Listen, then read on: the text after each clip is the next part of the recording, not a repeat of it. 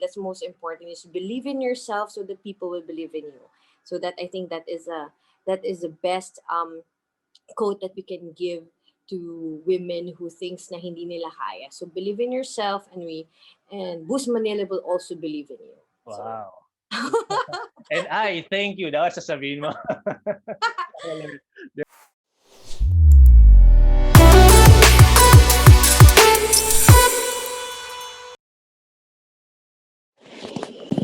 Good morning mga ka-partners. This is Aris Aquino from Boost Manila and welcome to another edition of Sulong Negosyo web series. Kung saan dito sa Sulong Negosyo, tayong mga MSME ang bida. Now, this is brought to you by Boost Manila or Boost MNL Tech, and I am your host for today. So, Sulong Negosyo is our way of giving back and supporting ang ating mga kapwa micro, small, and medium enterprises or businesses. And again, thank you po sa ating mga viewers who are tuned in this morning. We are live on Zoom and Facebook. So I hope everyone is doing okay, especially po na nalasa po ang bagyong Ulysses. So karamihan po sa atin sa Metro Manila and Northern Luzon, actually buong Luzon po yata is affected po ng bagyong Ulysses. So I hope you're doing okay po and lahat is doing safe and wala na pong problema sa electricity and sa internet. And bago po tayo magsimula, some great news for you. So let me just share my screen. And so reminder lang po to follow us on our social media pages. Over at Facebook, we are Sulong Negosyo PH. That's our Facebook group. And our Facebook and Instagram for our company naman, that's Boost MNL Tech. And you can also view the previous episodes of our webinar series over at YouTube. That's Boost MNL. And also for LinkedIn naman, if you have a LinkedIn profile or account, you can follow us at Boost MNL also. And for today, we will be talking to our beautiful resource speaker. Maya-maya, nandiyan na po siya sa ating Zoom. Makakausap po natin siya mamaya-maya. She will be discussing how to be a successful online entrepreneur. She's actually a women empowerment and advocate and entrepreneur. And then, by next week po, invite ko na rin po kayo sa ating mga future episodes. Now, we will have our tambayan for episode 5 next week, where we will have our Q&A session on setting up and running your own business. And this is at 2 p.m. So ayan, mag-feature po tayo ng ating mga special guest entrepreneurs. So I hope you can join us next Friday also at 2 p.m. Request yan ng ating mga guests, ay ng ating mga attendees na check naman natin, ibahin natin yung schedule. Masyado yata maaga ang 10 o'clock para sa ibang mga attendees. Ayan. So, also, episode 6, that's designed with Canva. So, this is a very limited invitation. We only have around 100.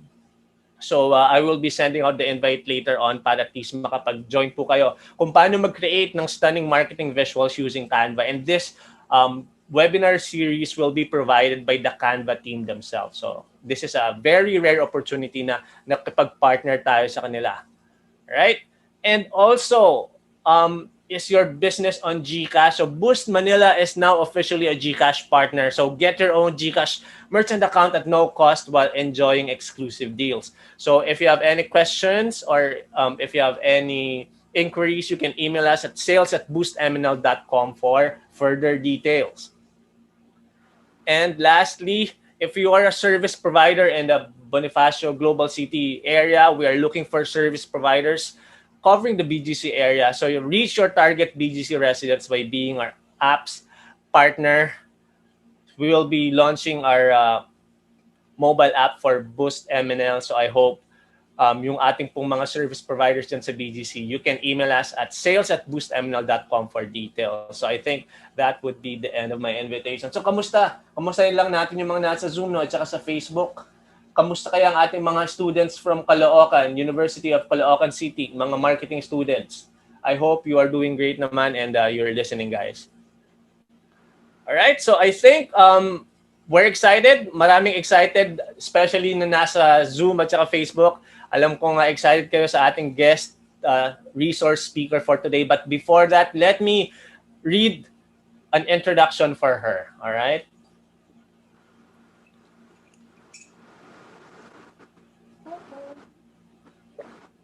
Ayan. So Denise Cornejo is a former Senior Vice President of Artificial Intelligence e-health and wellness entrepreneur, and an award-winning youth leader. Now, a well-known women rights advocate, the recipient of a Lifetime Achievement Awardee as Phenomenal Woman. She is the founder of the Association of Women's Rights Advocates and is currently the Miss Earth Saver 2019.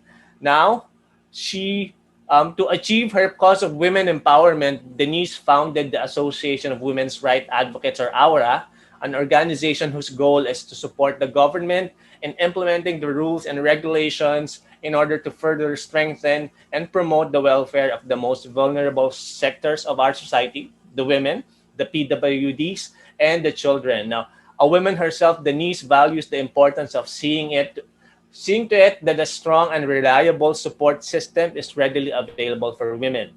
Now, Denise is also a champion for the environment, hence her Miss Earth Saver Philippines 2019 crown. She was appointed also as the Vice President for Environmental Sector by President Lau of UCPB, and last 2017, she once served the head youth delegate of Tayo Kalikasan, a program initiated by Department of Environment and Natural Resources, and she subscribes to the idea that reducing waste not only decreases our environmental footprint. Yan. Also, her philosophy as both a woman and as an entrepreneur is that God should be the center of every goal she wishes to pursue. Now, interestingly, she also believes that a woman who knows how to wear high heels also knows what she stands for. Wow, okay na. And finally, she believes in the idea that if one wants to be successful, one should know how to master his or own strength and SWOT self-analysis. And needless to say, Denise is a woman of true grit and substance. Indeed, there's so much more to this woman than meets the eye. So, ladies and gentlemen, join me in welcoming our special guest for today, Miss Denise Cornejo. Ay, magandang umaga po sa inyong lahat. Sobrang aga po ng ating interview. Sobrang aga ba? Kasi most mga webinars, usually mga hapon or Yes, gabi. yes. But it's very nice to start a positive mindset, especially when it comes to whether it's business, education, or whatever career. You know, it's better to fill your energy with positive information. So it's a nice time to start now. All right. So, Denise, kumusta ka naman? How are you doing? I'm doing good, and thank you for this opportunity, first and foremost. Also, I really like despite of everything, we're, striving to be productive and helpful to other people. And by through this, we can connect and communicate with, whether it's strangers or loved ones and new people that we're going to meet. Okay. So Denise, ano pinagkakabalahan mo ngayong pandemic? Kasi syempre, wala tayong mga projects, wala tayong, alam mo yun, yung mga business na physical, minsan hindi natin nagagawa. So ikaw, ano pinagkakabisihan mo this pandemic? Alam mo, napaka-challenging ng pandemic, no? Especially ngayong webinar. Pag may webinar, usually ang pag-uusapan talaga kung ano about pandemic. At kung ano yung mga ginagawa sa bahay. Sa akin naman, ano yung pinaka-challenge? Kasi usually nakikita nila ako, lagi ako nasa labas, lagi akong, lagi gusto ko, lagi akong merong ginagawa. Hindi pa rin naman nagbago. Yun pa rin naman, Aris. Medyo naging challenging lang ngayon kasi nga we have to communicate via Zoom, via Messenger. But ang kagandahan lang dito is lalo tayong nagiging innovative and naging strategic. Kasi pag physical, mas madali eh. Pero ngayon, you have to be, hindi lang kailangan mo ingatan din yung time management mo and of course your health. So the things that I'm busy right now mostly is my, of course, my advocacy, a lot of webinars, projects, invitations, my vitamins, which is from Brazil. It's called Camu Camu. And also, I'm part of the exclusive distributorship of, what's this? Hypochlorous acid. So it's better than the alcohol because it can heal the wounds, and it's same as alcohol, but it has more benefits. What else? I'm very excited for the Women's Month because it's VAUC month. So I'll be partnering with some of the agencies. And also, I'm campaigning for this face mask with onion strip. So I put the technology on it. So far, those are the things that I am looking forward and hopefully happen within before this year ends. Grabe, sobrang busy ka pa rin. With or without pandemic, ganun pa rin yung activities mo, Denise. Sobrang busy ka pa rin. I mean, I don't want to use the busy. Maybe we productive siguro. Productive. Very good. Productive. Ayan, sige. Interested naman ako kasi puro trabaho yung binanggit mo. Ano naman yung ginagawa mo kapag hindi ka nagtatrabaho? Nanonood ka ba ng Netflix? Alam mo yun, nasa YouTube ka ba? Nasa social media ka ba? What do you do for during mga downtimes mo, yung mga hobbies mo? Hindi ako ma-Netflix na tao. Kasi every time I watch a Netflix, parang feeling ko, ma-identify ko na kung ano yung ending. So, sometimes it bores me sometimes. Pero, Netflix is good. Sometimes nakanood ako kasi nakakuha ko ng mga life learning, and of course, namomotivate yung passion ko kasi marami tayong iba-ibang klase ng movies sa Netflix. Exercise. I do exercise sa bahay, stretching, mga ganyan. Art, no, I as much as possible, nagsisave ako ng mga mood board or yung mga pegs na gusto kong gawin for artwork. So, yon, whether it's painting, sculptures, so far, yon, I'm homebody naman, so hindi siya shocking yung ganitong culture sa akin. Grabe. Natutulog ka pa naman kasi sobrang productive eh. Kahit yung hobbies mo, kahit yung downtime mo, sobrang productive pa rin eh. Actually, sobrang hirap ngayon kasi unlike before, you have yung body clock mo. Mm-hmm. May body clock ka talaga. Unlike now, parang you can wake up anytime. Like, you can, minsan na lang, may tatawag na lang sa'yo.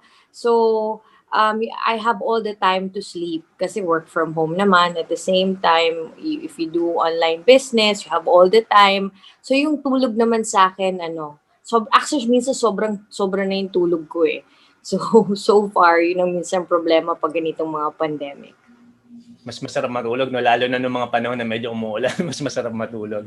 And of course, magdi-December na, so medyo lumalamig na rin yung climate. Alright, so Denise, aside from being a personality, a celebrity, you have advocacies, no? And before everything else, you are a businesswoman, tama ba? Yes. So, alam ko you started very young. So, can you share us a story kung paano ka nagsimula? Alam ko bata ka pa lang nagbebenta ka na or nagiging entrepreneur ka na. Can you shed some story about that? Of course, it's very exciting to share it with, especially we have students listening right now. Correct. Young professionals what we have right now. I think, well, sobrang tagal kasi hindi naman. Parang nagre-reminisce ako. Nag-reminisce ka bigla, no? Kailan ba yun? I think you mentioned 10 years, right? I saw up your post, parang 10 years ago you started. Well, I started, siguro kasi my parents are not entrepreneur. Mm-hmm. My parents are working abroad, and they have a good position. They're really hardworking, and I truly admire their passion in their work and their professionalism. So I started really young, getting mature, the young age of 14 or 15, I think. So I was able to manage the house. So ako lahat and everything. At marami ako natutunan sa mga tita ko. Pero isa lang hindi ko talaga hindi ko maintindihan. Yung magulang ko hindi sila entrepreneur. So sabi ko, if I will finish my college and then magiging empleyado lang din ako, which is wala namang masama, sabi ko parang it's not gonna be challenging kasi naprepredict ko kung ano mangyayari sa akin after. And of course, if you have parents na they work abroad and very tawag dito, structured na yung ginagawa nila, so predictable. So so I started, like, I convinced myself to open a small business, or starting involving myself in entrepreneurship, which is wala talaga akong kalam-alam. Sabi ko, paano kaya ako magsisimula kasi wala naman akong puhunan. So I think I was 17 or 18 or 16, if I can't remember, if I remember it right. During that time, my mom gave me, siguro ang baon ko lang siguro 200 pesos, 300 pesos, ganyan.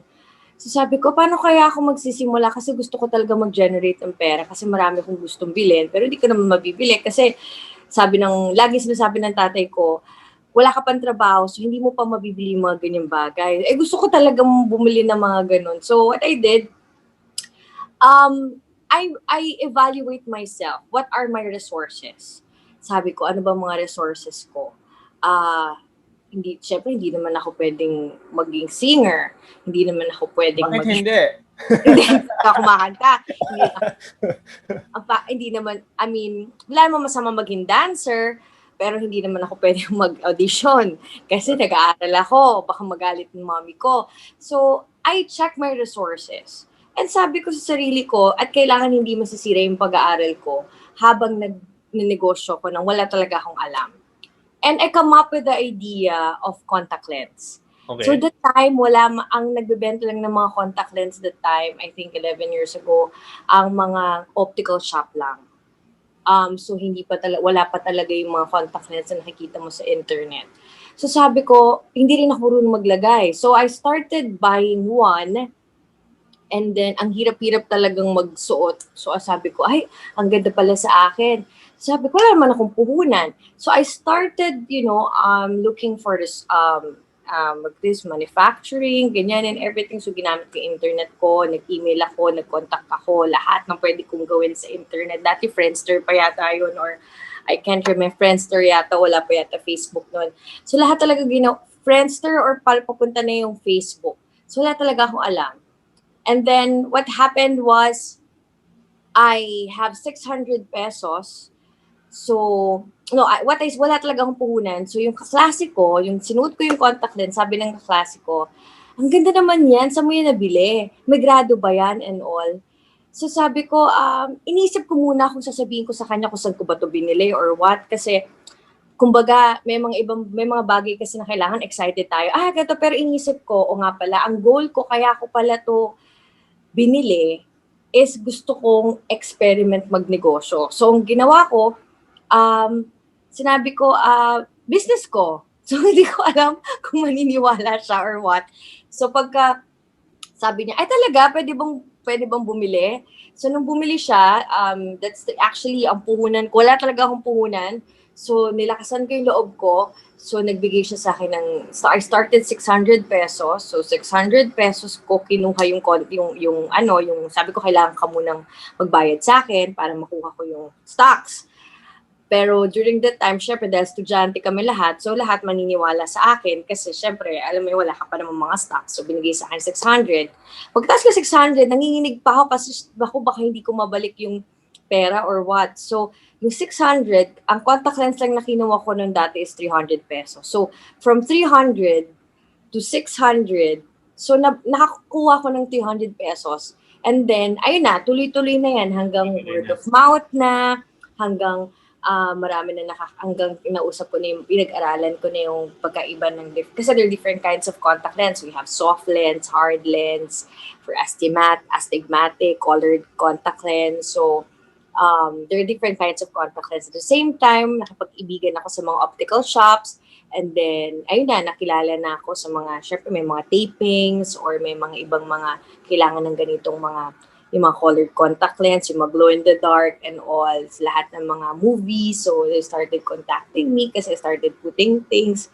Right. And at that time, wala pa talagang mga ganyan, like yung mga dolly eyes. So, wala pa talaga. I really talked to the owner, the manufacturer, which is a Korean. And then, yon, nakipag-usap ako, MOA agreement ako, which is wala akong kaalam-alam. And then I started there. So pagkatapos ko sa school, diretso ko sa manufacturing or punta ko sa shipping and stuff like that. So, unti-unti, every time meron ako mga invitation, events, lagi talaga ako nagsusuot. Parang yun na ginamit kong resources. Kasi syempre, pag may business ka, you have to do marketing. Eh, wala naman ako marketing. Wala naman ako marketing team. And the time, I don't know what's really marketing. So, what I can do is just only to market what I have, which is your resource. So, which is my eyes. So, yon. And then, pinasok ko na rin mga graded lens. And then, may mga optical shop na pinapayagan na rin ako. Binibigyan nila ako ng mga prescription para talagang galing talaga sa... So, nagkakaroon ako ng agreement sa optical shop kung saan I will just get commission and I will ship it abroad. So, palaki ng palaki, maliit. So, may mga na-experience din ako mga ups and downs kasi when you started young, of course, especially like me, I don't have any guidance from my parents. My parents work abroad. So, wala talaga akong idea kung ano yung magiging pagsubok ko. So, I think doon nagsimula lahat hanggang I opened a bank account. And then I bought a what's this a log book kung saan ko ilalagay lahat ng mga accounts ko and everything. I even hired my younger brother who's I think 8-year-old to know the value of money. So I give him 200 pesos every week to just to calculate everything, ganyan. So, kasi hindi ko na kaya and all. So far, it's good kasi from 600, 300, tapos meron pang time na ang contact lens sa optical shop is 1,200. I'm only getting it 500. So sometimes naman it's 1,200. I mean, sometimes naman 650. I'm only getting it 200. So it become continuous and it's nice kasi you love what you're doing. I evaluate the right track of our source and it's legit.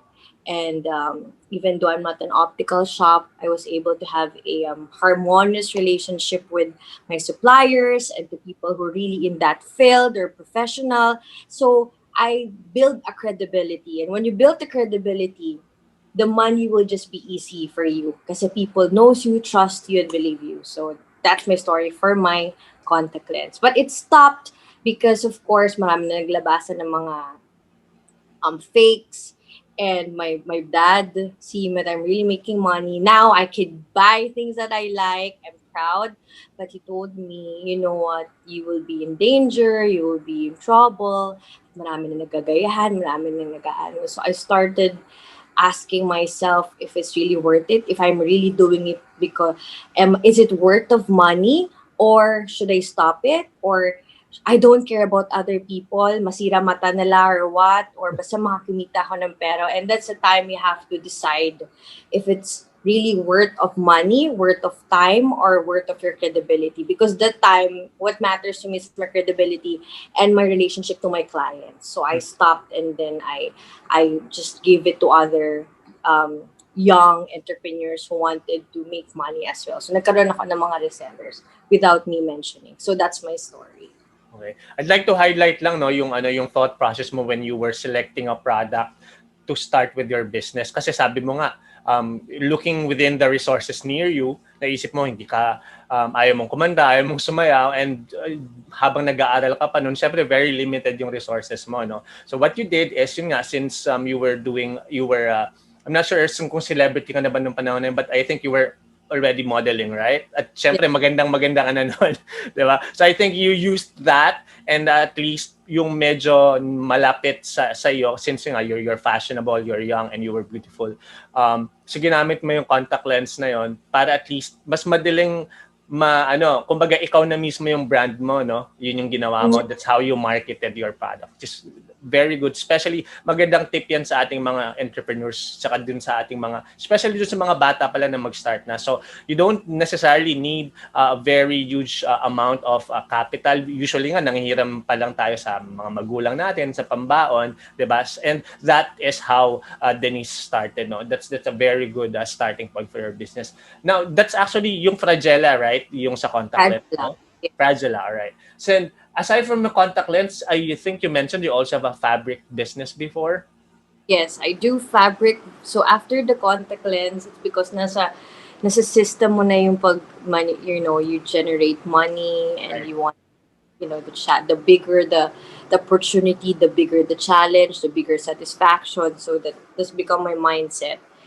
We're able to handle complicated decision. Doon ako nagkakaroon ng lalo ko nagiging creative kung ano ba dapat gawin kong next. So syempre ayoko nang makita ay malaman ng mga tao na ba't kaya siya nag-stop or what. Ay, kasi sinunod ko yung dad ko noon eh. Although marami pa rin naman akong kapag nagpunta ako sa mga events or class, so kilala nila ako na I started that brand. So next ko naman is fabric. So okay, I was invited by a designer at sabi na sa akin, can you be style director? I started parang maging fashion director something. Eh, hindi naman ako marunong mag-fashion director kasi yung mga models doon, sobrang mga sikat and I mean, that age, it's really not easy for me to direct and to authorize, well-known models. So that time, it was hard for me. Sabi ko, hindi ko po kaya. Okay, mag-stylist ka na lang. Okay, so nag-stylist ako and then the same time that manufacturer ay meron pala siyang mga retail clothes. And then I started learning how able to do retail, kung paano na yung ginagawa and stuff like that. So I venture myself into the fabric and to the clothing line. And then I started selling, pieces by pieces, using my talent fee again.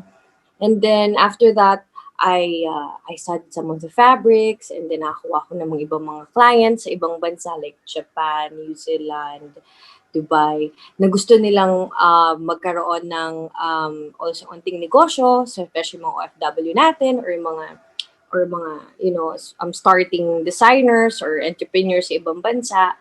Eh mababa ang meron tayong mga resources dito. Natuto na rin ako ng mga resources dito. We have of course, meron tayong mga public markets or public stores na we can get it for lower price and also yung mga ibang bagsakan. So, inaral ko yung mga ibang mga fabric noon. And then, ayun, I started supplying abroad.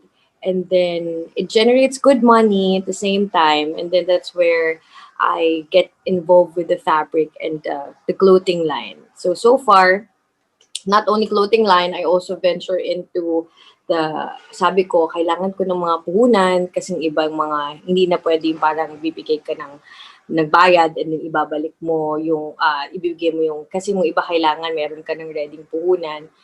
Eh, hindi ko naman ako mag-loan nun. So what I did, of course, I used my whatever talent fee at the same time. Pero hindi ako nag-borrow ng money to relatives or friends. I make sure how I'm going to generate money. What I did, if I remember, nagko-consign ako sa ibang mga stores at the same time kung paano ko mababalik. Tapos meron mga time ganito kung hindi ko maibabalik agad. So kailangan ko bayaran ng ganitong mga price. So sometimes I earn like 10,000 a week. For, I think, 19-year-old, 10,000 a week, ganyan. Or minsan 5,000 a week, ganyan. So, it was fun. So, I've also ventured into luxury brands like Rolex, Patek, all those brands na pwede ko resell. Tapos may mga kaibigan ako kasi na gusto nilang ibenta yung mga second-hand nila or yung mga hindi nila nagamit or sobrang mura, which you can buy also in abroad. So I started reselling it. So I'm earning like, I think per item, 20,000, 10,000, 30,000. So naging practice sa akin how to be strategic when it comes to handling finance. And the same time, I was able to learn how to negotiate and know your brand, your worth of your brand. Kasi from no name, from no brand, to luxury brand na alam mo yung worth, alam mo yung value, hindi ka lolokohin, hindi ka bababaan yung presyo. So, natututo ka with your experience at a young age and the time. So, syempre, natuto rin akong syempre, you get also mentorship from your clients.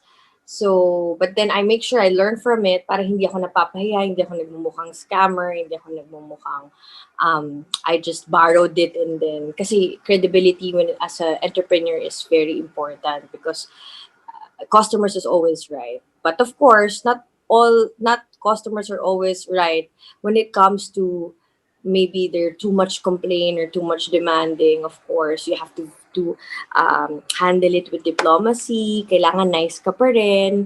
And wag ka makikipag-away.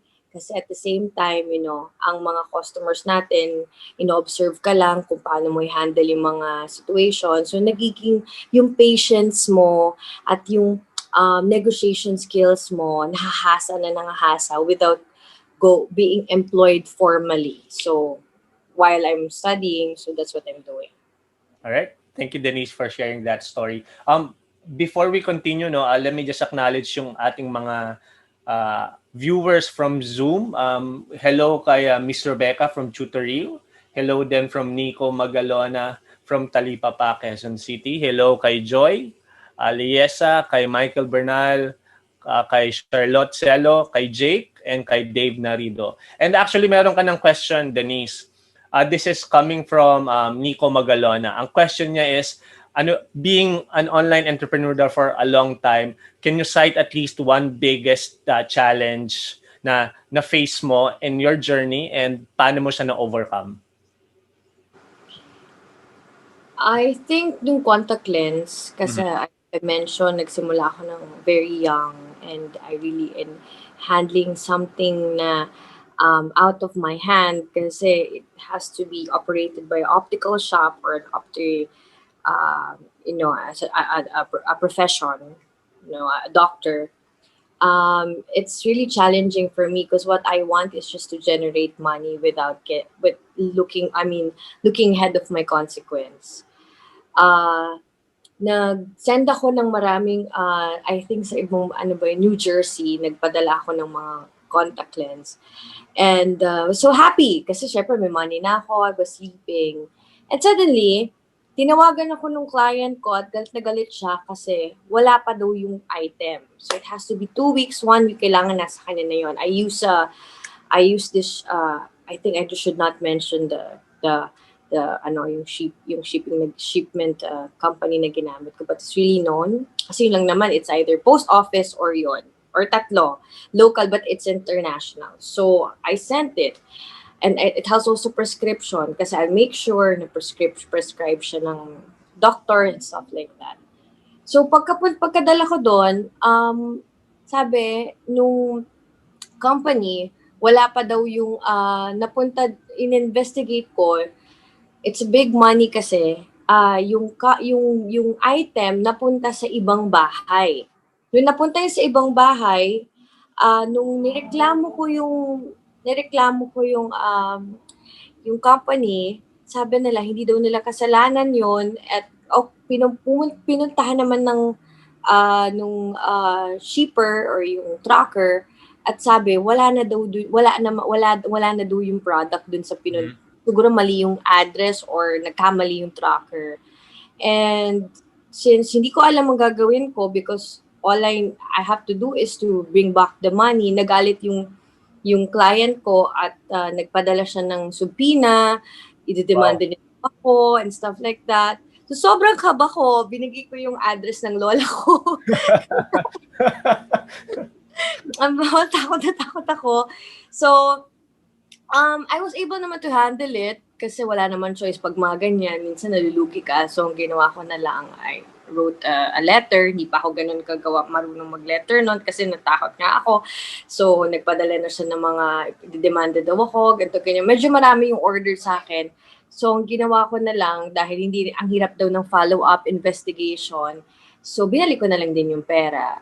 At the same time, pag ginawa ko na lang din, nagpadala na lang ako ng ibang, aside from giving back the money, nagpadala na lang ako ng item, pero hindi contact lens. It's a freebie. I can't remember whether it's shoe or a bag or something just to take care of what happened. But, yon nung time na yon nagbawas na ako ng ng chances for shipping abroad, especially that company. So yun yung challenge na hindi ko makakalimutan.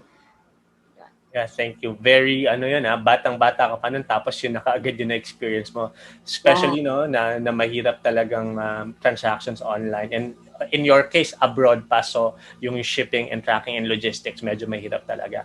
Alright, maraming salamat sa yung answer sa question ni Nico Magalona. And also, alam ko na nag-prepare ka ng presentation for our attendees. So, let me just share my screen.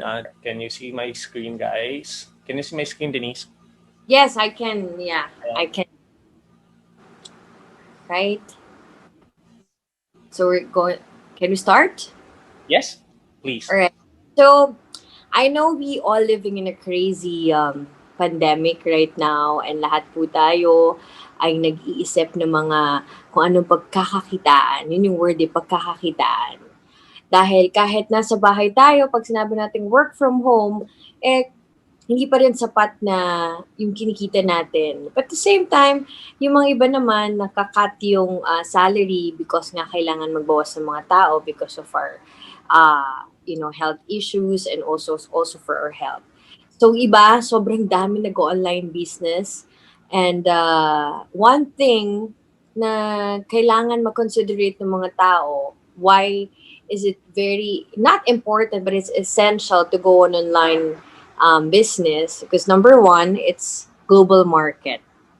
When I say global market, hindi lang Philippines ang pwedeng manood sa atin, ibang bansa din. At the same time, wala naman sigurong restrictions pagdating sa extension of marketing. So it's a global market. As I've mentioned before earlier, during the time when I was young, global market, I don't consider myself only doing business in the Philippines, pero tinake ko yung risk and challenge, shipping abroad. So yun. Low cost, syempre low cost kasi wala naman tayo binabayaran ng mga kuryente. At the same time, yung shipping, ang magbabayad lang din naman yung kung sino yung customer natin, so it's low cost. And wala naman tayong office na binabayaran every month. Kaya it's so create and a perfect process. So, syempre, you have to create a perfect process. What I've mentioned, you have to have a specific business plan kung paano yung step 1, step 2, step 3, step 4, step 5 para malaman mo kung paano ba gaano kahalaga at gaano kaganda yung important ng online business for you because if you notice, I think the Forever 21 declared a news headline, I think last year or 2018 or 2019, na they have to nag-close na sila because of the online shopping. At ibang mga brands ay they're starting to venture into apps and online shopping, inline site para they can directly communicate to their customers. Kasi ang malls ngayon, usually ginagamit na lang experiential. Pero for me, malls pa rin is it's a comfort zone for me kasi I was able to touch, to wear the clothes. But now, because of pandemic, talagang sobrang hit ang online shopping right now. Next. How to start business. So, hindi ko nalagay yung online. When I said how to start a business, whether it's traditional or online or digital. How to start a business, of course, identify whether it's traditional or online. Whether gusto mo ba you have a physical store or you want to do it digital. When I said digital, as I mentioned, is it online? You're just going to interact through online, through like this?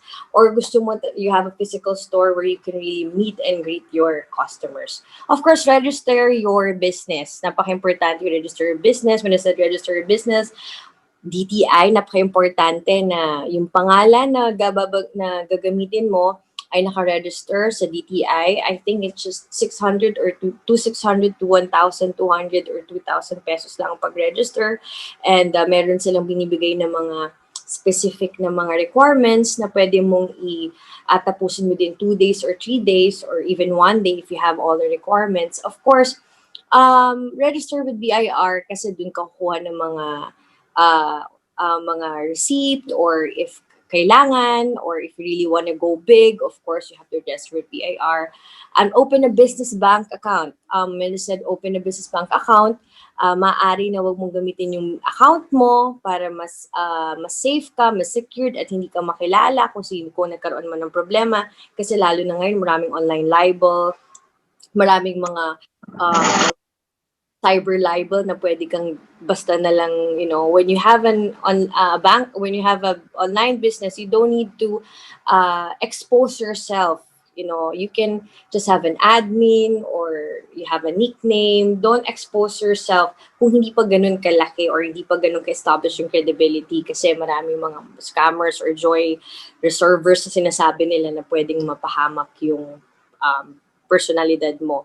Bookkeeping and tracking of money, of course, you should have whether it's in Excel, whether it's in a notebook, na you can track, you have to record as much as possible. Wag lang gumamit ng cellphone. Mas maganda kung may sarili kang phone para natatrack mo kung ano nangyayari, kung sino or what, para nalalaman mo kung magkano kinikita mo talaga. Create a business email. Napaka-importante na meron kang business email. Mas maganda sana kung it's connected to your business. Let's say, Zara that Christine@gmail.com, ganyan. Kailangan meron kang sariling business email. Content and marketing plan. Of course, you have to know the content, or your kung ano ba yung gusto mong mangyari sa business mo, kung ano bang gusto mong concept, or what message you want people, what platform, that people will to identify you as a business entrepreneur. Marketing plan, kailangan may marketing plan ka kung paano mo siya ilo-launch, kung paano ba to, ano yung packaging mo, ano yung approach mo, kung saan mo ba ilalagay ng mga websites, kung saan pwede ka matulungan, tulad ng Boost Manila. Build the website. This is not just for social media or Facebook. When I said build the website, ito yung parang informative lang about your website, where they can email you, kasi mostly pag may kausap tayo, napaka-importante, you have a calling card, and di naman sila pwedeng iba kasi hindi naman nag-Facebook, yung iba naman hindi naman walang Instagram, so mas maganda siguro meron ka informative website kung saan nandun yung kung paano nagsimula, kung ano yung concept kung ano yung content ng business mo, para kahit yung mga matatanda or different age, makakapag-communicate sa'yo directly. Also, of course, launch, ito na yon. So, lahat na okay mo na lahat to, hindi pa to maglo-launch kailangan ito muna, tapusin mo muna itong basic steps to start business, and that's how you're going to launch.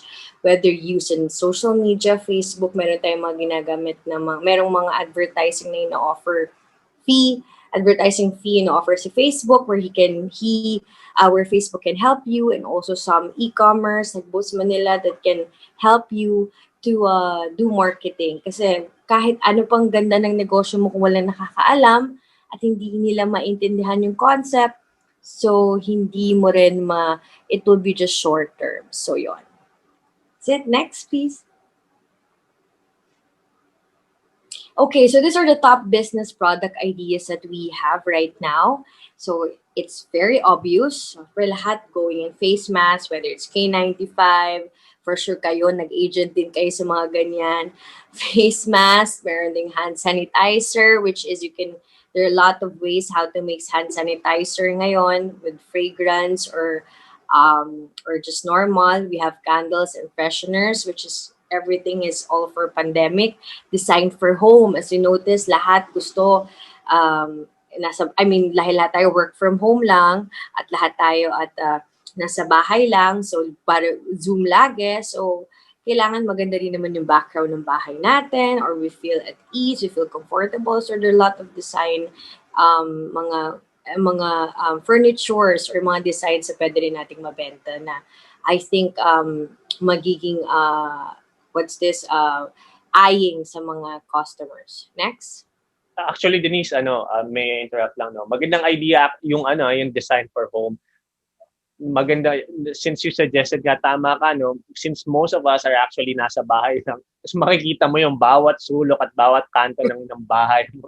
Madaling makita kung ano yung mga gusto mong palitan. So, this is like a very good business idea. Akala ko kasi, since it's pandemic, kung ano lang yung face mask, hand sanitizer, tama ka, since na nasa bahay ka rin, kahit yung mga candles and air fresheners. Kasi since most of the time nasa bahay lang tayo, maganda na you also mentioned about beautifying and designing their homes. That's a very good idea. Ayan, next slide. So how to develop your product? Pag sinabi na ng online business, hindi tayo nagiging specific. We have to be specific in what product are we going to develop. Is it physical product? Kung physical product, ito yung sinasabi ko, whether it's a face mask, whether it's a furniture, something that you can touch, something that you can see. So physical product, you have to do the product, kung ano ba talaga yung product na gusto mong gawin. Whether it's tawag dito, kung anong purpose ng physical product na gusto mo. Or next, we have also digital product. When it's a digital product, ito yung mga online course like this, that what we're doing. In fairness, may mga ibang mga online course, whether they teach people to, do writing, speaking. It doesn't necessarily na kailangan physical product. Pwede rin naman digital product wherein you teach people kung ano yung example. You're a health practitioner. You want people to learn about aesthetic. You want people to learn about skin.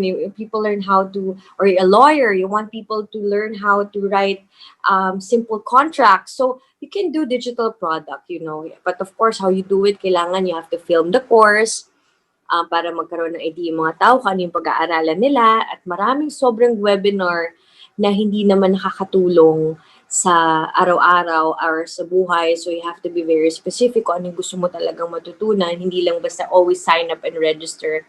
A lesson for the course, kailangan, if you have the digital product, be bold to your customers, to your target market, kung ano ba talaga yung kuha nila, ano ba yung gusto nila. Don't be just too mysterious.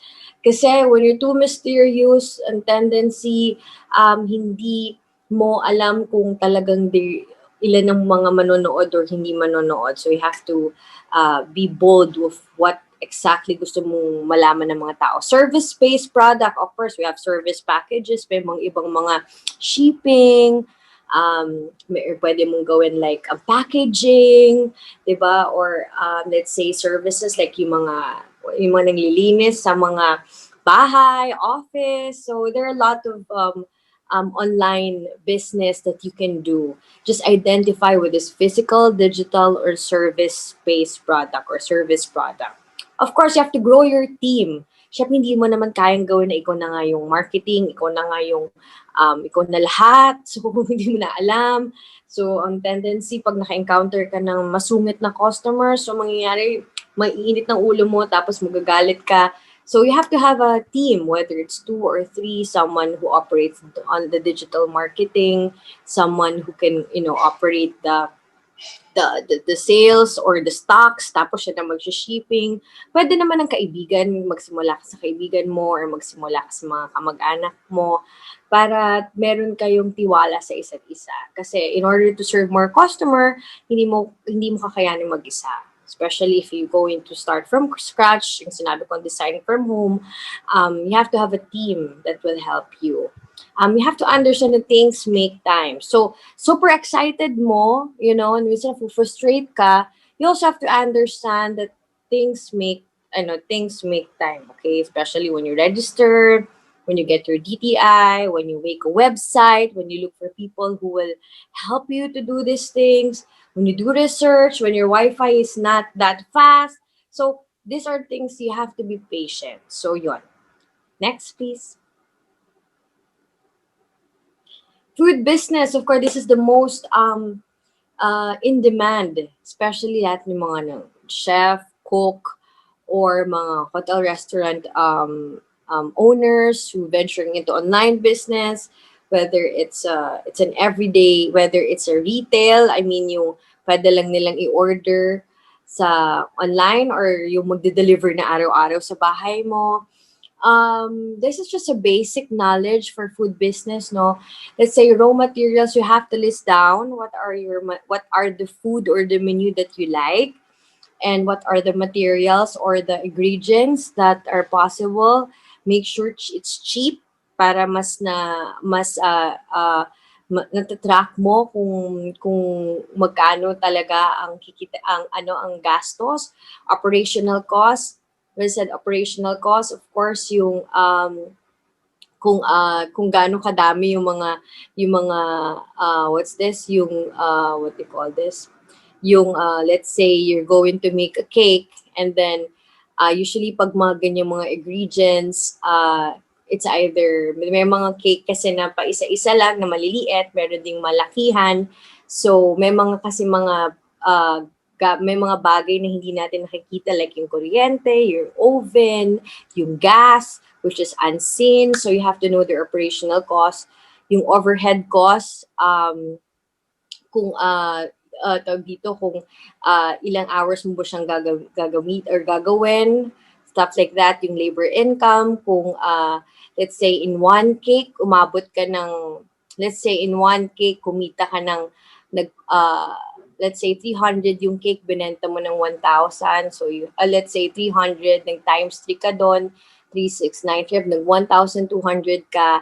Tapos, pero ginawa mo siya ng 5 hours. So, pumapatak na how much is your salary if you're doing it alone by, yung labor income mo as an online entrepreneur, which is you're just doing it at home. Mass production. So, mas mura yung mass production. We have yung mga puto, kutsinta, or anything na mga desserts, or any mga food na pwedeng isahan na lang, or isang prito na lang. So, these are the things that you have to calculate and evaluate. But usually, pag food business kasi, it's usually times 3. So, but there are unseen operational costs na hindi mo nakikita that you also have to consider somehow. So, yun. Next, please. Business principles. So there are types of, this is my principle that I want to share. Are you doing that business to survive? Meaning, that enough money, let's say, that 10,000 kikita ka na in 1 month, is it enough for you to survive or to thrive? Which meant by this is, the principle of to survive and to thrive, dalawa kasi ang negosyante. Merong gustong negosyante, she wanted to be successful in a way na success is really, it's a self-explanatory. Okay? When you said self-explanatory, there are 2 kinds of successful mindset. Is it successful in a way na nagawa niyo yung negosyo na yon at nakakakain siya ng 3 times a day sa isang araw, na babayaran niya yung mga bills niya, he survived. Okay, so that's to survive. Which is, he's successful kasi nakagawa niya ng maayos yung negosyo niya. And there's nothing wrong with that. When you said to thrive, or you want to be successful in a way, you wanted to expand more, you want to put ambition on it, you want to put franchise, you also want to help other people. Kung dati tatlong beses ka lang kumakain, ngayon 5 beses ka lang kumakain. So it's to thrive. So it depends on what is success to you. But whatever it is, success, it depends on how you able to manage your business in a right way, na wala kang dinadayang tao, wala kang you have a purpose with that business, not just money making, but of course it's money making, but not just money making, but also helping other people, helping the economy, learning. It's very important when you do business, you learn. You don't blame yourself if you fail. It's okay if people try to bash you because may mali kang ginawa, or may mali kang nagawang negosyo, or hindi mo na-send ng tama sa tamang oras yung negosyo mo. It's okay. It's not counted, because business is a process to learn, and success doesn't only comes overnight. There are people na will help you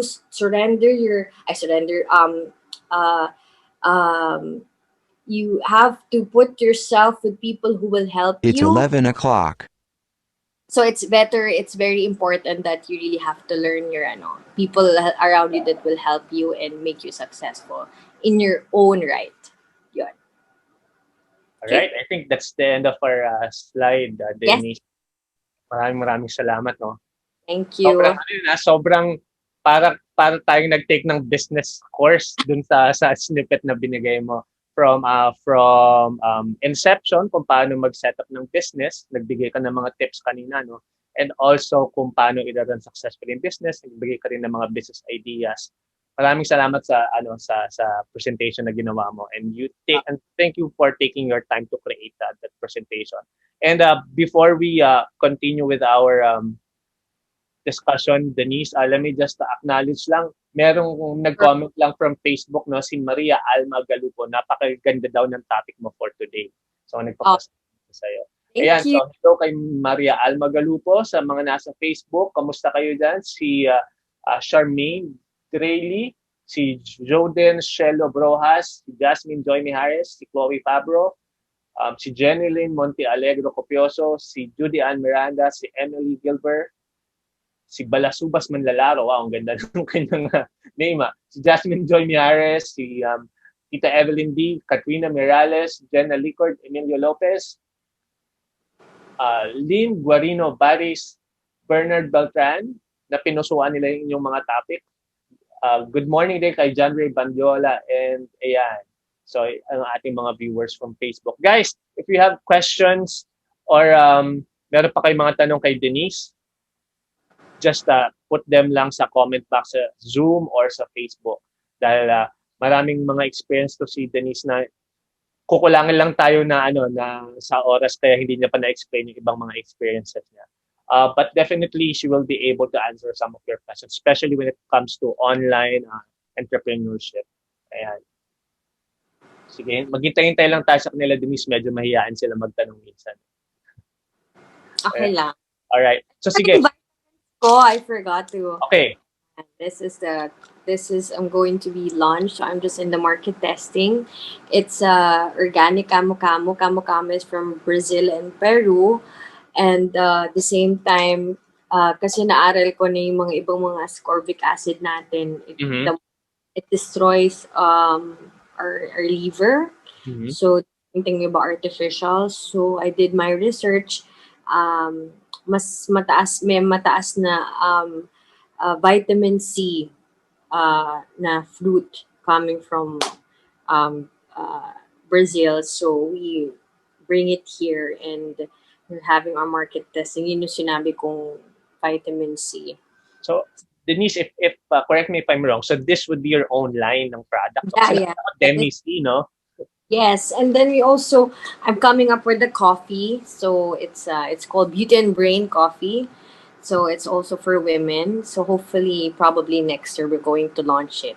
Wow, So sige. anything that lies with women. Mm-hmm. So, and also of course men,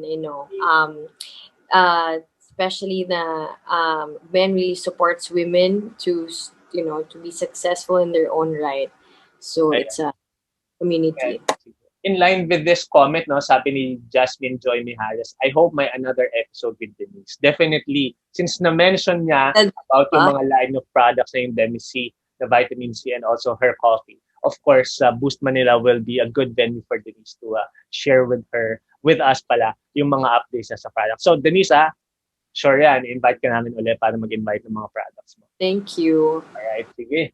Ayan, so maghintay lang tayo. Additional question, guys. If you have questions or if you have girl power daw. So yung mga fans mo for women empowerment. And since we're talking about women empowerment, this is also a good time for you to share yung mga advocacies mo. So I think it's a good platform.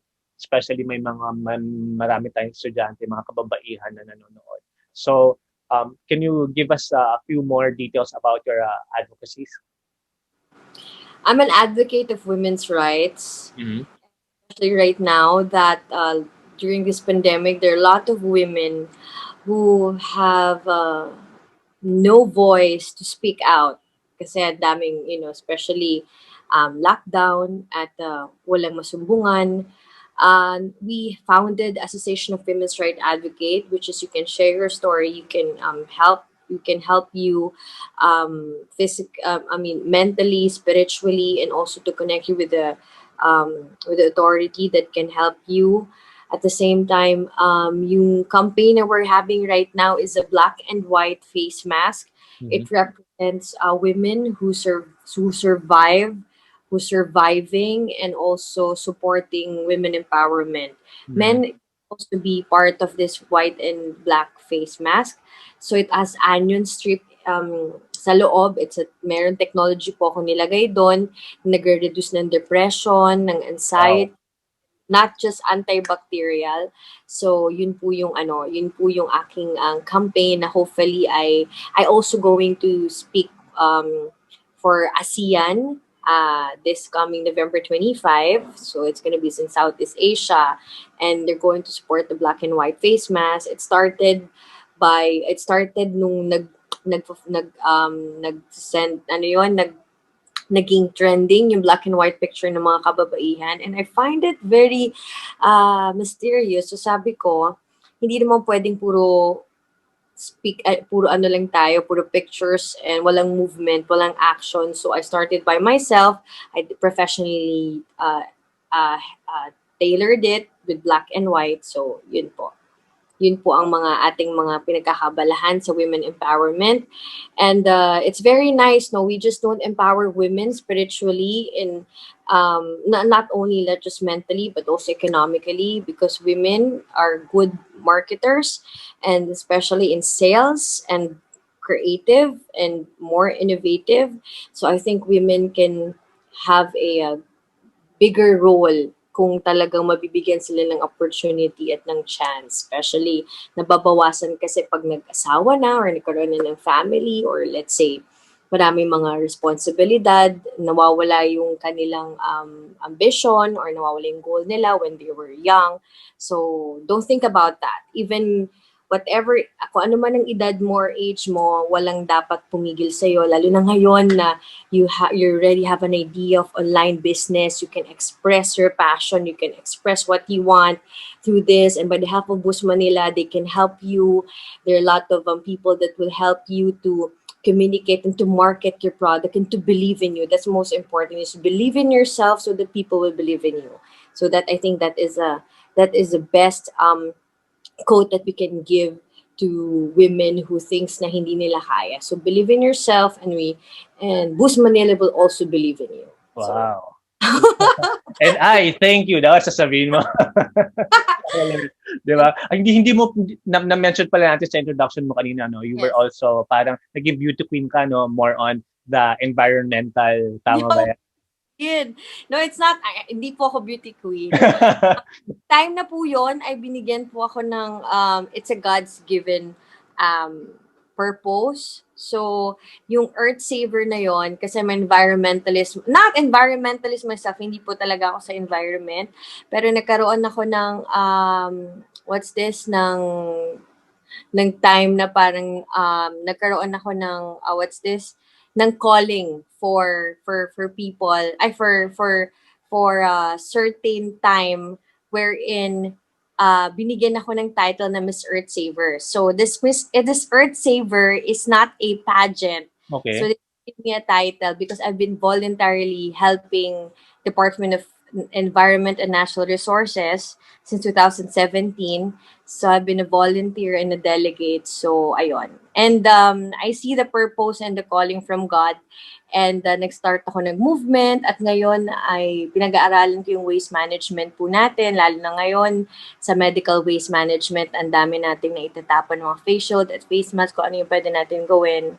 And I'm preparing for an article kung paano ba natin to mare-recycle, or paano natin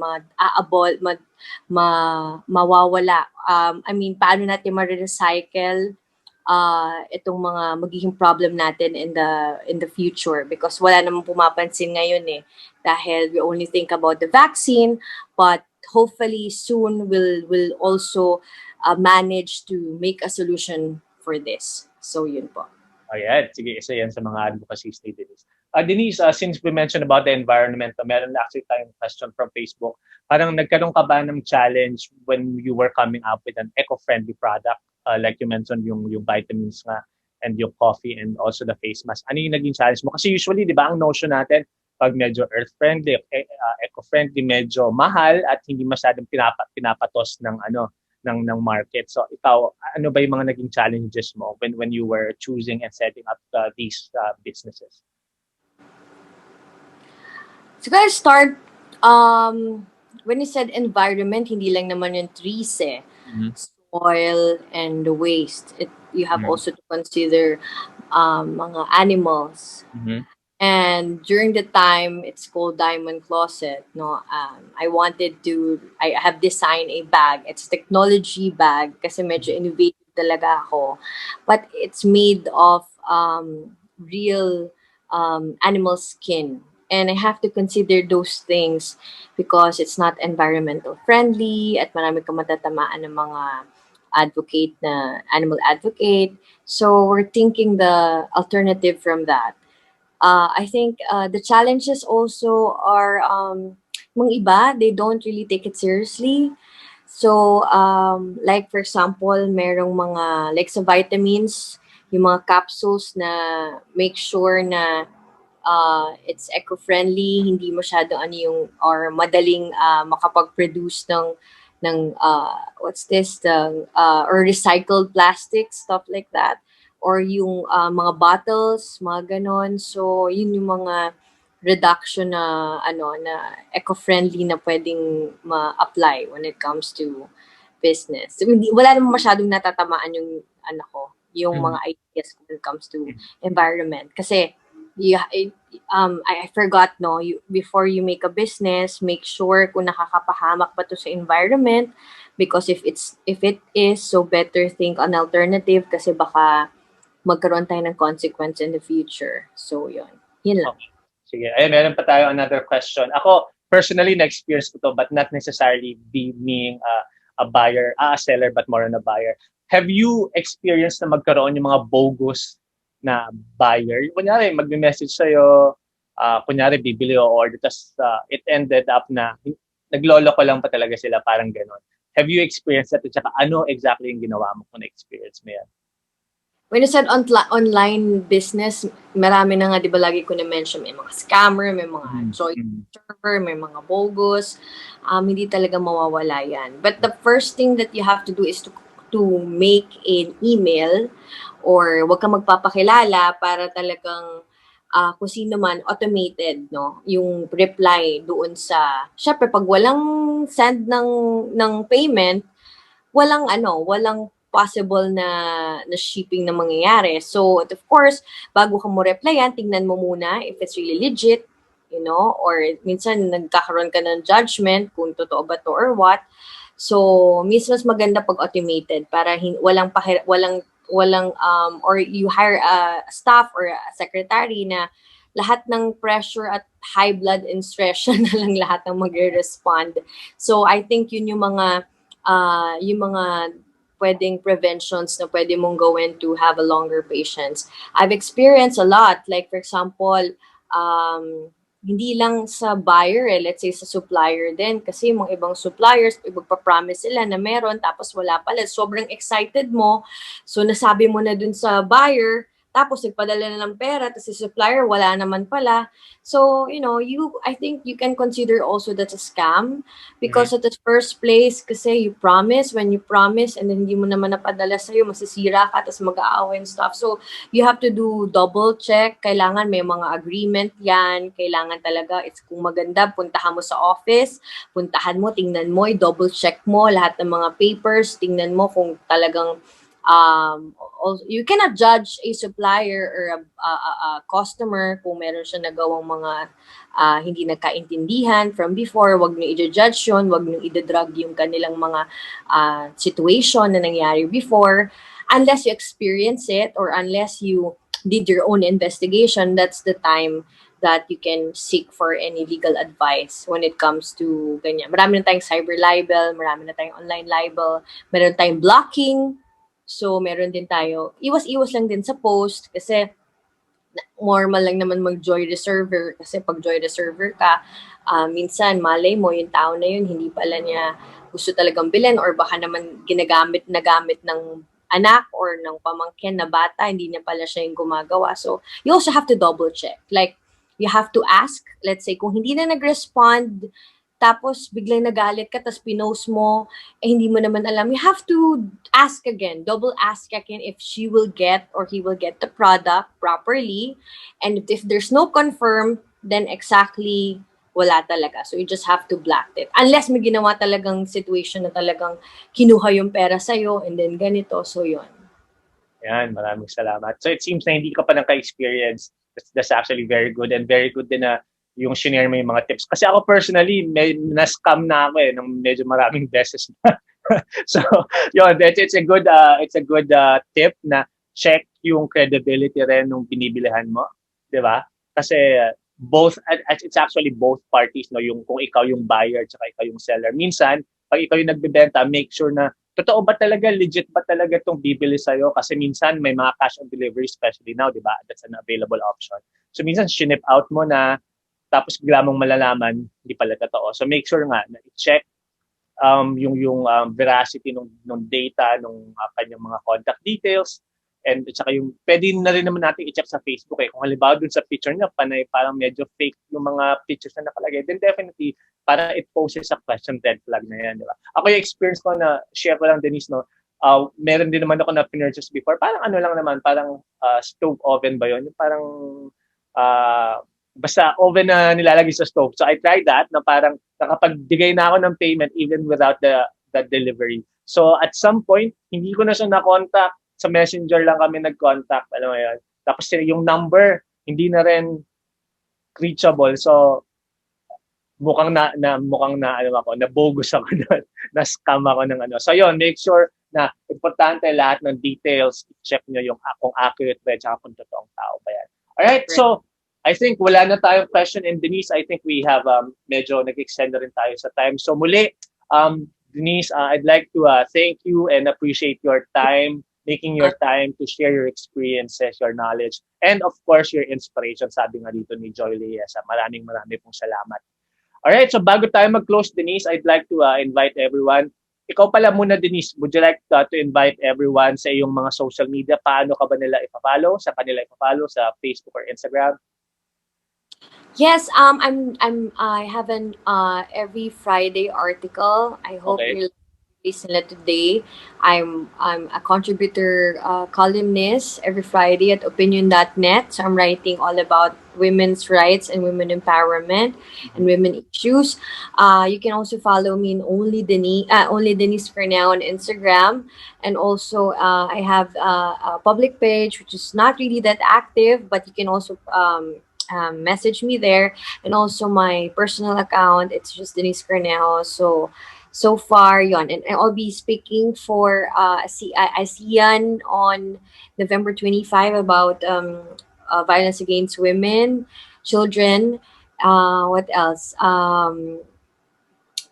Yes, I'll just be posting all the upcoming webinars. And we will also have the first National Youth Summit, Aquapreneurs under UCPB, CIIF, which is going to help other students or youth to get involved in agriculture, especially the coconut and industry. So yon, it will be partnered by different agencies like Philippine Coconut Authority, Department of Agriculture, Coconut Cooperative Authority, DepEd, different agencies. So yon, it's going to be in December. And hopefully next year we will have the first wax museum in the Philippines. We will be featuring 80 or 70 international icons, including Bill Gates, Mark Zuckerberg, also Michael Jackson, Madonna. So there will be like technology and also in food restaurants inside. So it's going to be next year kasi supposed to be this year. So yon, those are the things that yun lang po. And thank you for having me, and hopefully nakatuto po kayo ng mga basic knowledge. I remember it's not the competition is not the greatest competition is not the knowledge, but not just the knowledge, but the creative thinking. Because especially right now, as an online business, marketing, digital marketing talaga, and execution and credibility ang tinitingnan ng mga tao, and how you execute your product, and be specific, and always know your resource, and be be passionate with it, and take care of your credibility and your patience when it comes to dealing with your customers. So yun po. Alright, very well said, Denise. And muli, maraming po salamat for sharing your time and expertise and knowledge to us. Thank you for gracing Boost Manila with your beauty, yan, with your brain and your personality. Maraming salamat. But before we let you go, Denise, we will have a class picture lang. No? So I would like to Sure. invite our Love. attendees over at Zoom to please show yourselves. Huwag kayong mahiya, okay? Yan, mag-video lang tayo. Please show up yourselves sa video. Ayan. Special request to ni Nico eh.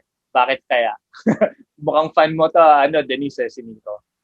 Hold on, let me share. Ayan, kita na ba? Guys, mag-video on kayo. Ayan, si Dave, si Jake, si Joy. Ayan. So yung mga boys natin, mukhang naligo pa. Si Mike, naligo ka, Mike? Tumakas lang ako sa coffee. Tumakas ka lang. Jake, good morning. Hi. Rebecca from Twitter. Good morning, sir. Thank you guys for having me so much. So I would love to have a document picture with you all who supports Boost Manila, and hopefully with my upcoming affiliations when it comes to different agencies, government and government agencies, so that we can really help each other, not only in business but also with different platforms and advocacies. All right. Thank you, Denise. All right. So on my count, 1, 2, and 3. Ayan. Isa All right. pa. One more. Hold on. 1, 2, and 3. Ayan. Thank you very much, guys. Maraming salamat ulit, Denise, and sa ating mga attendees over at Facebook and social Zoom. Ayan, maraming salamat dyan. Thank you for another productive webinar series for Boost Manila. And guys, please see us again on Friday. I think we are showing the episode at 2 p.m. Yan, para sa request naman, para may ibang time zone naman. Especially sa mga late gumising. Ayan. So on behalf of Boost Manila, Boost Tech, my name is Aris Aquino, and on behalf of Jared and Anton, thank you very much, everyone, and please stay safe and enjoy your lunch. Bye, everyone. Happy weekend. Hi. Thank you, Ma'am Denise. Thank you, you. Sir Aris. Yes.